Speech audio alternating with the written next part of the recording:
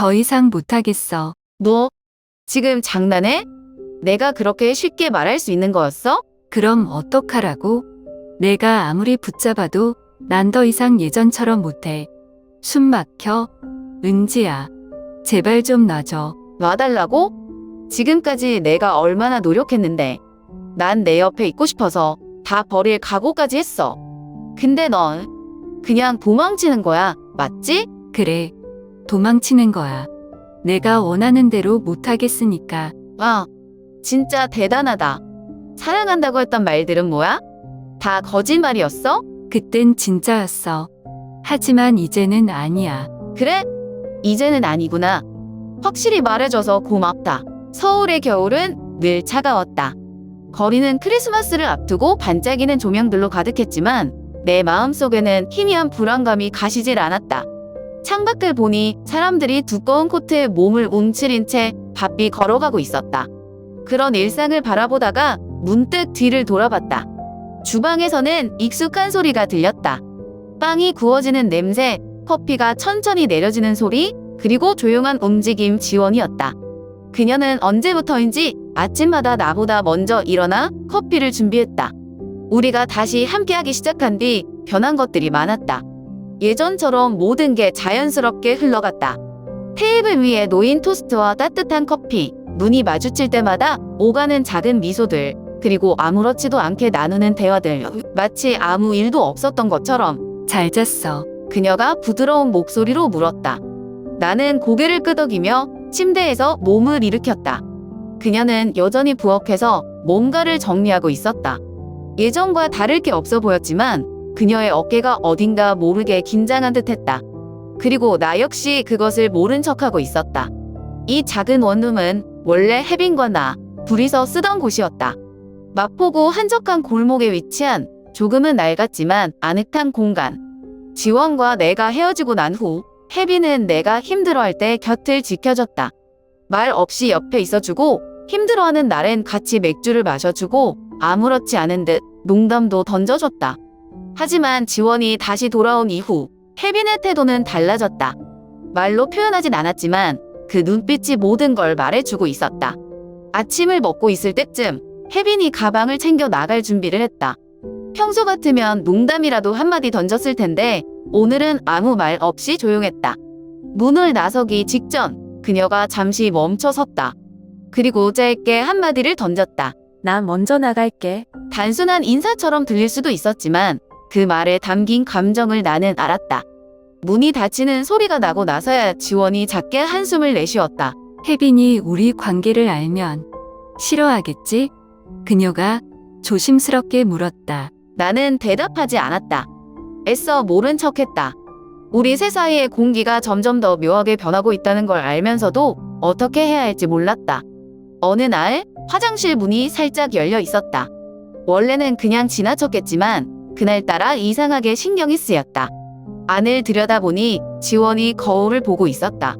하지만 평소처럼 화장을 고치는 것도 머리를 다듬는 것도 아니었다. 그저 자신의 얼굴을 바라보며 무언가 깊이 생각하는 듯한 표정이었다. 그녀가 거울 속의 자신을 바라보는 눈빛이 낯설었다. 왜 그래? 나는 조심스럽게 물었다. 그녀는 내 쪽을 바라보다가 가만히 눈을 피했다. 그리고 힘없이 웃으며 말했다. 아냐, 그냥. 한참 망설이다가 작은 목소리로 덧붙였다. 내가 정말 이 관계를 끝까지 지킬 수 있을까 싶어서. 그 순간 내 심장도 철렁 내려앉았다. 그녀만이 아니라 사실 나 자신도 확신이 없었으니까. 서로의 감정을 너무 잘 알지만 동시에 너무 많은 걸 두려워하고 있었다. 우리는 이 관계를 위해 싸워야 할 수도 있었다. 세상의 시선, 가족의 반대, 그리고 가장 무서운 건 서로가 흔들릴 수도 있다는 사실. 창밖을 보니 첫눈이 내리고 있었다. 평소 같으면 아름답다고 생각했겠지만 오늘은 마냥 기쁘지만은 않았다. 지원의 손끝이 살짝 떨리는 걸 느끼며 나도 조용히 손을 잡아주었다. 하지만 그 손을 꼭 잡으면서도 이 온기가 언제까지나 지속될 수 있을지 확신할 수 없었다. 그날은 생각보다 빨리 찾아왔다. 12월 중순, 해가 일찍 저무는 겨울 저녁이었다. 알바를 끝내고 집으로 돌아가려던 참이었다. 찬 바람에 목도리를 더 단단히 두르며 버스 정류장에 서 있는데 혜빈에게서 메시지가 왔다. 지금 집에 빨리 와. 지원 문제 생겼어. 순간 심장이 철렁 내려앉았다. 무슨 일이 일어난 건지 모르겠지만 느낌이 좋지 않았다. 서둘러 버스에 올라타고 마포구의 작은 쉐어하우스로 향했다. 차창 너머로 보이는 거리는 여전히 크리스마스를 앞두고 반짝이는 조명들로 가득했지만 내 머릿속은 복잡했다. 현관문을 열었을 때 거실에는 예상치 못한 사람이 서 있었다.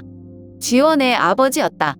그는 방 한가운데 서서 차가운 눈빛으로 지원을 내려다보고 있었다. 지원은 소파에 앉아 두 손을 꽉 쥔 채 고개를 푹 숙이고 있었다.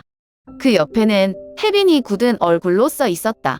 왜 여기 있는 거야? 그의 목소리는 낮았지만 분노가 서려 있었다. 왜 아직도 이런 짓을 계속하는 거냐? 지원은 아무 대답도 하지 않았다.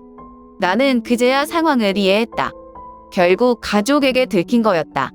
한 발 앞으로 나섰다. 지원을 보호하듯 그녀 앞에 서서 말했다. 아저씨, 지원은 이제 어른이에요. 자기 인생을 스스로 선택할 수 있는 나이라고요. 그의 시선이 내게로 향했다. 마치 나를 이 자리에서 지워버리고 싶다는 듯한 눈빛이었다. 너 누구야?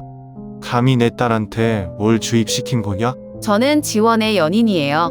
나는 단호하게 말했다. 숨길 생각은 없었다. 순간 공기가 얼어붙었다. 혜빈은 숨을 죽였고 지원은 충격을 받은 듯 나를 바라봤다. 그리고 그의 얼굴은 순식간에 굳어졌다.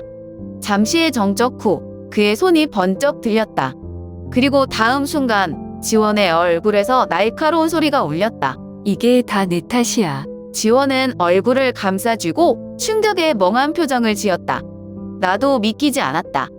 어떻게 부모가? 아저씨 무슨 짓이에요? 나는 소리를 질렀다. 이런 미친 짓을 당장 멈추지 않으면 더 심한 일도 있을 거다. 지원이 누구를 사랑하든 그건 본인 선택이에요. 사랑? 그게 사랑이라고 생각해? 그가 비웃듯이 말했다. 사회가 인정하지 않는 관계가 무슨 사랑이야? 그러면 인정받을 수 있는 사랑은 뭔데요? 내가 맞섰다. 부모님이 정해주는 사람과의 관계, 사회에서 정한 기준 안에서만 사랑해야 한다는 거예요? 그는 아무 대답도 하지 않았다. 하지만 눈빛은 여전히 차가웠다. 지원이 조용히 입을 열었다. 아빠, 난 바뀌지 않아. 그녀의 목소리는 떨렸지만 확고했다. 아무리 때려도, 아무리 반대해도 난 내가 원하는 대로 살 거야. 그럼 너랑 가족이었던 시간도 없던 걸로 하자. 그 말에 지원의 얼굴이 하얗게 질렸다. 뭐, 오늘 이후로 넌 내 딸 아니다. 그리고 그는 뒤돌아 문을 나섰다. 현관문이 닫히는 소리가 났다. 그리고 거실은 고요해졌다.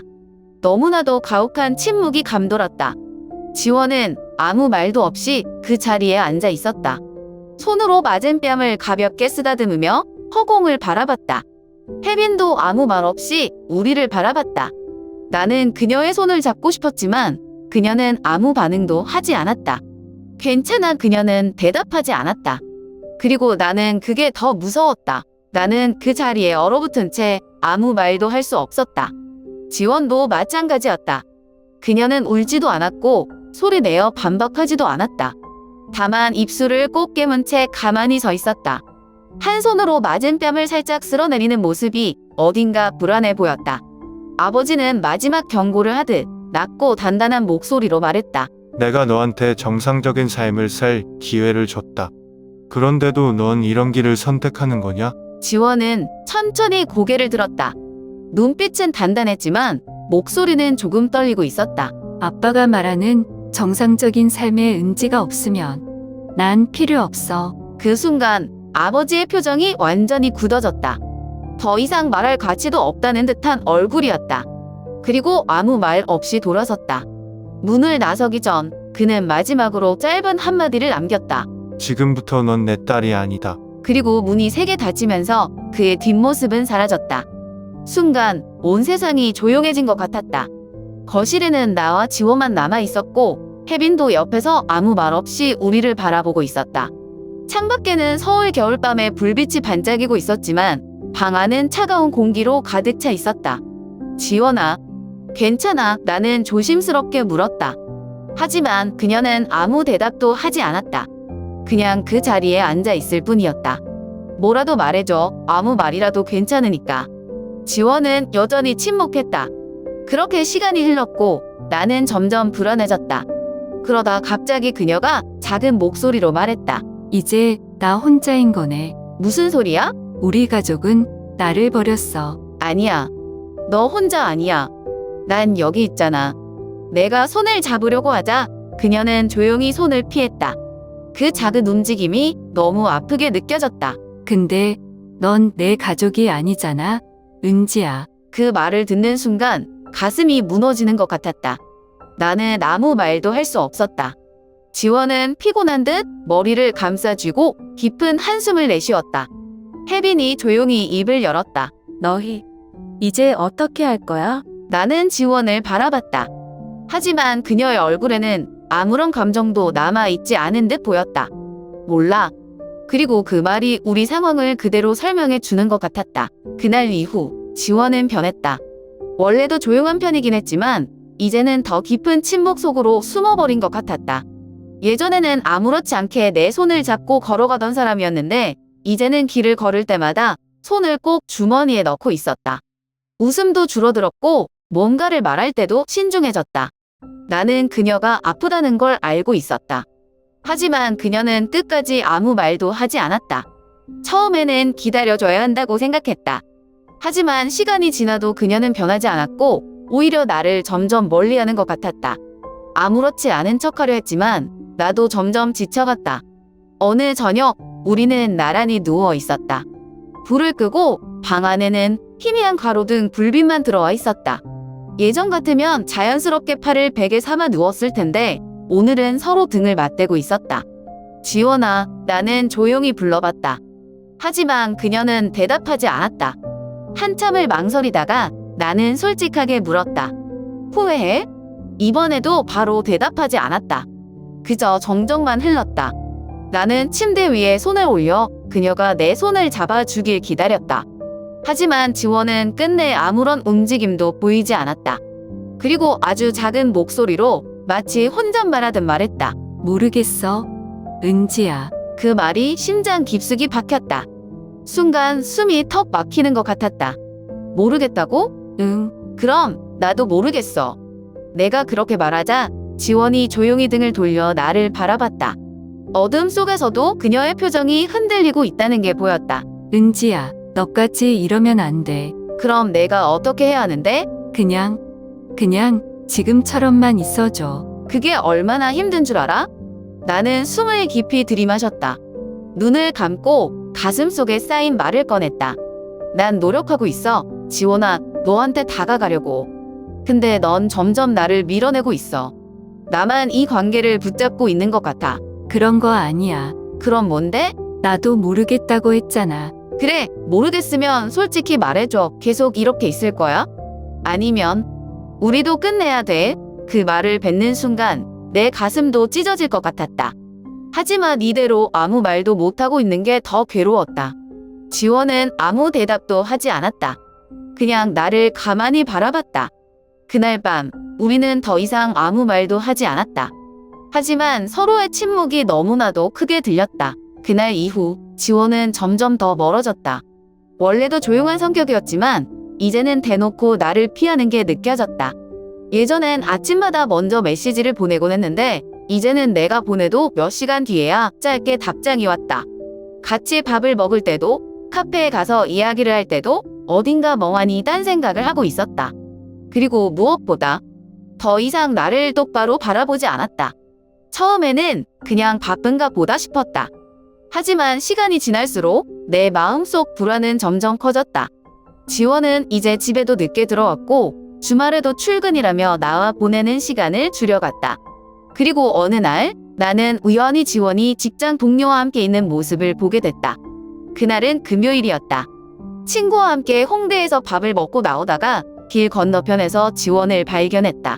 그녀는 회사 동료로 보이는 남자와 함께 있었다. 그냥 평범한 대화처럼 보였지만 지원은 오랜만에 편안한 표정을 짓고 있었다. 나는 멍하니 그 모습을 바라봤다.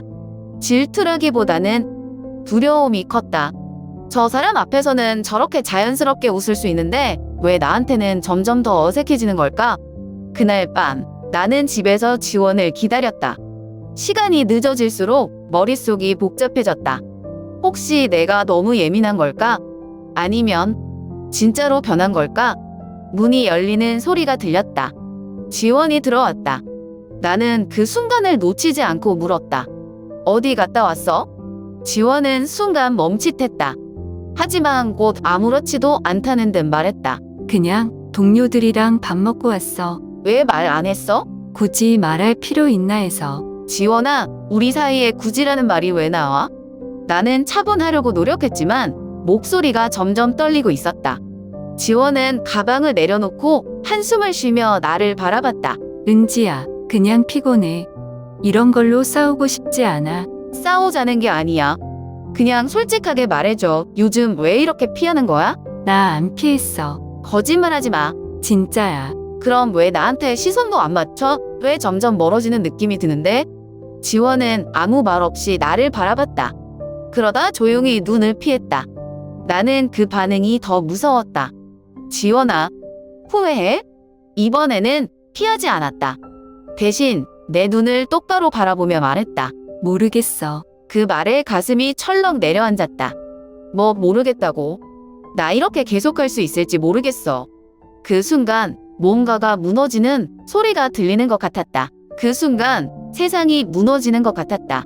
나는 지원을 붙잡기 위해 여기까지 왔는데 그녀는 정말로 이 관계를 놓으려는 걸까? 나는 그녀를 계속 사랑할 준비가 되어 있었는데 정작 그녀는 나와 같은 마음이 아니었던 걸까? 나는 깊게 숨을 들이마셨다. 더 이상 피하지 않고 솔직하게 물어봐야겠다고 생각했다. 지원아, 그녀는 내 눈을 피한 채 조용히 있었다. 나는 계속해서 말을 이었다. 만약 내가 정말 더 이상 못하겠다면 솔직하게 말해줘. 애매하게 남아있는 게 더 힘들어. 지원은 아무 대답도 하지 않았다. 그냥 고개를 숙이고 있었다. 그 침묵이 더 아프게 느껴졌다. 제발 말해줘. 나 혼자만 노력하는 관계라면 이제 그만해야 하는 거잖아. 그제야 그녀가 조용히 입을 열었다. 하지만 그 말이 너무나 차가웠다. 나도 잘 모르겠어. 뭘 모르겠다는 거야? 그냥 지금 이게 맞는 건지 모르겠어. 맞고 틀리고가 어디 있어? 우리가 서로 사랑하면 되는 거 아니야? 그게 이제 자신이 없어. 나는 멍해졌다. 손끝이 떨렸다. 도대체 언제부터 그녀의 마음이 이렇게 멀어진 걸까? 나는 필사적으로 참고 있던 감정을 억누르며 조용히 말했다. 그럼 끝내고 싶은 거야? 지원은 끝까지 확실한 대답을 하지 않았다. 나는 그게 더 아팠다. 차라리 확실히 끝내자고 했다면 내가 이렇게까지 미련을 가지진 않았을 텐데. 나는 천천히 고개를 끄덕였다. 알겠어. 그 말과 함께 무언가가 완전히 무너져 내리는 기분이었다. 나는 자리에서 일어나 조용히 문 쪽으로 걸어갔다. 정말로 이대로 가도 되는 걸까? 내내 머릿속에서 물음이 떠돌았지만 더 이상 붙잡고 싶지 않았다. 손잡이를 잡았을 때 나는 마지막으로 기대를 걸고 뒤돌아봤다. 지원이 나를 붙잡아 줄까? 아니면 최소한 무슨 말이라도 해줄까? 하지만 그녀는 아무 말도 없이 그 자리에 앉아 있을 뿐이었다. 나는 작게 웃으며 혼잣말처럼 중얼거렸다. 이번엔 정말 끝이네. 그리고 문을 열고 나왔다.